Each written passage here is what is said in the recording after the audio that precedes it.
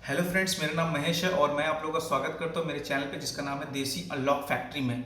और आज हम लोग सीखेंगे पीएफ में रजिस्ट्रेशन कैसे किया जाता है। अगर आपके पास 20 से ज़्यादा एम्प्लॉय किसी कंपनी में काम करते हैं तो आपको पीएफ के लिए रिक्वायरमेंट होती है। तो आज हम लोग सीखेंगे कि पीएफ में रजिस्ट्रेशन कैसे किया जाता है और पीएफ नंबर कैसे फ्री में लिया जाता है और विद इन 5 मिनट्स, बहुत ईजी तरीके से। तो चलिए शुरू करते हैं और ये वीडियो लास्ट तक देखते रहिएगा और आप लोग सीख जाएंगे कि पीएफ में रजिस्ट्रेशन कैसे किया जाता है। सबसे पहले हमें हमारा डेस्कटॉप पे आ जाना है और हमें कोई भी ब्राउज़र खोलना है। जैसे कि मैं मोज़िला फायरफॉक्स खोल लिया हूँ और वहाँ पे गूगल टाइप करना है। गूगल टाइप करते ही हमें हमारा गूगल का पेज मिल जाएगा और उस पर टाइप करना है श्रम सुविधा। जैसे ही हम श्रम सुविधा टाइप करते हैं तो हमें हमारा जो फर्स्ट टैब मिलता है उस पर हम लोग जाकर क्लिक कर देते हैं। तो हमारे पास एक नई टैब खुल गई है श्रम सुविधा का। हम लोग उस पर रजिस्ट्रेशन पे क्लिक करेंगे। जैसे ही क्लिक किया तो नीचे में एक ऑप्शन आ रहा है क्लिक ओके टू रजिस्टर। तो उस पर हम लोग क्लिक करते हैं और हमारे पास एक नया टैब खुल गया है। उस पर रजिस्टर्स पीएफ ईएसआईसी का ऑप्शन आ रहा है, उस पर क्लिक करते हैं। जैसे ही हमने क्लिक किया तो हमें हमारा लॉगिन आईडी और पासवर्ड पूछ रहा है। तो हमें हमारे पास नहीं है तो हम लोग साइन अप करते हैं। चलिए साइन अप किया जाए। उसके बाद हमें हमारा नाम डालना है। तो मैं अपना नाम डालता हूँ और फिर लास्ट नेम डालना है जो लास्ट आई एम पुटिंग। उसके बाद आपको आपका ईमेल आईडी डालना है। जो मेरा ईमेल आईडी है मैं डाल रहा हूँ इसमें। तो चलिए मैं डालता हूँ। उसके बाद आपको आपका रजिस्टर्ड नंबर डालना है जिसके थ्रू आपका रजिस्ट्रेशन प्रोसेस होगा। तो चलिए डालते हैं।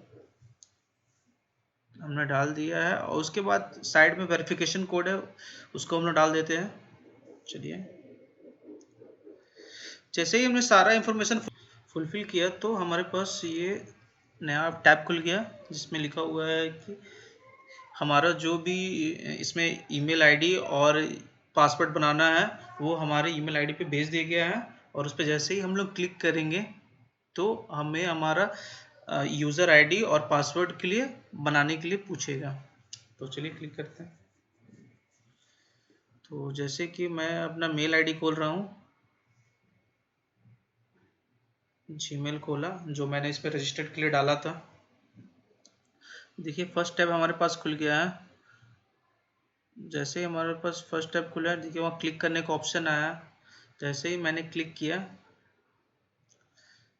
देखिए इसमें बगल में जो लिखा हुआ है उसको आपको पुट करना है। जो नंबर बगल में लिखा हुआ है वेरिफिकेशन कोड जिसको कहते हैं हम लोग इजी लैंग्वेज में, और जनरेट ओटीपी करते हैं। जैसे ही हमने जनरेट ओटीपी किया तो हमारे मोबाइल पे और हमारे ईमेल आईडी पे एक ओटीपी गया होगा, वो सेम ओटीपी रहता है। तो चलिए हम ओटीपी पुट करते हैं। ओटीपी पुट करके वेरीफाई ओटीपी करना है और हमें हमारा यूज़र आईडी और पासवर्ड पूछ रहा है कि आप अपना यूज़र आईडी और पासवर्ड बना सकते हैं अपने मन से कि आप क्या यूज़र आईडी नाम रखना चाहते हैं। तो मैंने अपना नाम यूज़र आईडी बना लिया है और मैं अपना पासवर्ड डाल रहा हूँ।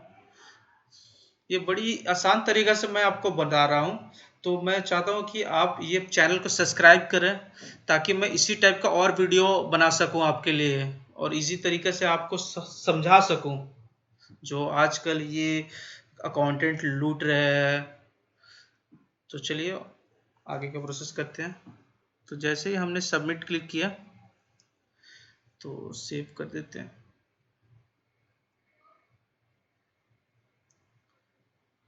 लोडिंग हो रहा है हमारे टैब। तो देखिए हमारे पास आ गया थैंक यू फॉर रजिस्टरिंग श्रम सुविधा पोर्टल। ओके करते हैं। और हमने जो भी रजिस्टर किया था जैसे हमने हमारा जो यूज़र आईडी था वो हम डालेंगे और पासवर्ड डाल के वेरिफिकेशन कोड बगल में लिखा हुआ है लॉगिन करते हैं। देखिए हमारे पास ये लॉगिन आईडी खुल गया है और श्रम सुविधा के वेबसाइट में हम लोग इंटर कर चुके हैं। इसको कैंसिल कर दीजिए और यहाँ पे हमें ऑप्शन आ रही है रजिस्ट्रेशन का। तो हम रजिस्ट्रेशन पे क्लिक करेंगे। वहाँ पे हमसे रजिस्ट्रेशन के लिए पूछ रहा है EPF और ESIC दोनों के लिए, तो दोनों एक साथ होता है, तो हमें एक साथ क्लिक करना पड़ेगा।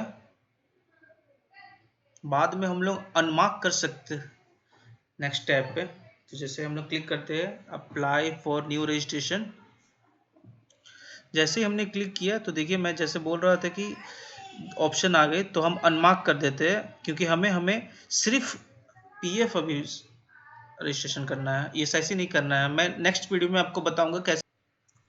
जहाँ पे स्टाफ मार्क दिया हुआ है वो मैंडेटरी है वो टैब भरना, ठीक है। तो सबसे पहले हमें हमारा इस्टेब्लिशमेंट का नाम डालना है। इस्टेब्लिश का नाम डालते ही हमें हमारा एड्रेस डालना है, जो एड्रेस पे हम लोग बिजनेस मेंटेन करेंगे या जहाँ हमारा ऑफिस रहेगा। एरिया पिन कोड डालना है, स्टार्टअप डेट डालना है, इस्टेब्लिशमेंट कैटेगरी डालना है, किस कैटेगरी से आपका इस्टेब्लिशमेंट है, ओनरशिप टाइप डालना है। हम लोग फुलफिल कर देंगे सारा डिटेल। सबसे पहले एरिया कोड डालना है। नीचे आते ही हमें हमारा जैसे फैक्ट्री में जिस फैक्ट्री में काम चल रहा है उसका सारा डिटेल डालना है, वो मैंडेटरी नहीं है। आप जब स्टार्टअप किए जैसे इस्टेब्लिशमेंट कोड होगा वो डालना है। MSME जिसके थ्रू आपको प्रधानमंत्री की तरफ से पैसा मिलता है, अगर उसमें रजिस्टर है आप तो वो डाल दीजिए। उसका ई कॉन्टेक्स्ट में आ जाते हैं। ई कॉन्टेक्स्ट में कुछ नहीं है, वो जो आपका रजिस्टर्ड संगठन से हम डिटेल डाले हैं वो डिटेल डाल दीजिए। अगर चेंज करना है तो चेंज कर सकते हैं। कॉन्टैक्ट पर्सन जिसको आप HR रहेगा या फिर जो आपका बिजनेस मेंटेन करेगा उसका डिटेल डालना है आपको। प्राइमरी ओनर का डिटेल डालना है, अगर और कोई ओनर है तो उसका डिटेल डालना है।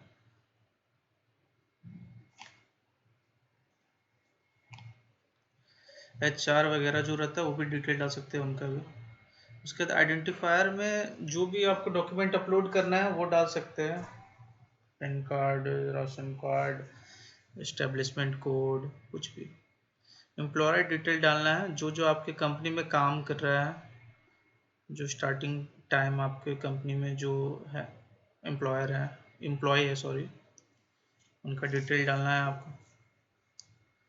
सारा डिटेल फुलफिल करने के बाद आपको ब्रांच डिवीज़न में जाना है। ये आप मैंडेटरी नहीं है, इसको आप नहीं भी भरेंगे तो कोई प्रॉब्लम नहीं इसमें।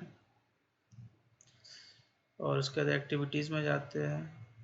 जैसे ही एक्टिविटीज़ में गया हमने तो हमें हमारा प्राइमरी बिजनेस एक्टिविटी सिलेक्ट करके ओके करना है। उसके बाद जो जो हमने अटैचमेंट हमें जो अपलोड करना है, जैसे मैंने आपको पहले भी बताया था जो हमने आइडेंटिफायर में सिलेक्ट किया था, वो करने के बाद तो ये प्रोसेस करते ही आपको एक मेल पे एक कंफर्मेशन मैसेज आया कि you have successfully submitted EPF registration.